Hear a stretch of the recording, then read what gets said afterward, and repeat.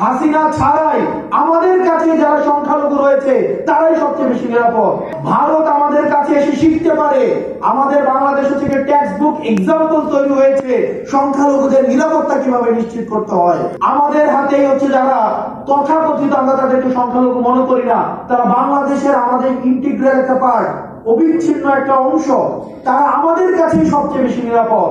বারবার তাদেরকে দেখানোর চেষ্টা করেছে, বিভিন্ন সময় হাসিনার সময় দেখানোর চেষ্টা করেছে হাসিনা ছাড়া নাকি মাইনরিটিরা বাংলাদেশে নিরাপদ নয়, কিন্তু আমরা উদাহরণ তৈরি করতে পেরেছি হাসিনা ছাড়াই আমাদের কাছে যারা সংখ্যালঘু রয়েছে তারাই সবচেয়ে বেশি নিরাপদ।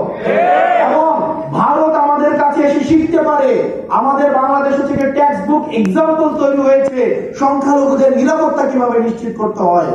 আমরা ভারতকে আমন্ত্রণ জানাবো, বাংলাদেশে এসে দেখে যান কিভাবে সংখ্যালঘুরা তাদের যে মানবিক অধিকার, তাদের যে সাম্প্রদায়িক অধিকার নিয়ে মর্যাদার সাথে বাংলাদেশে বসবাস করতে পারে।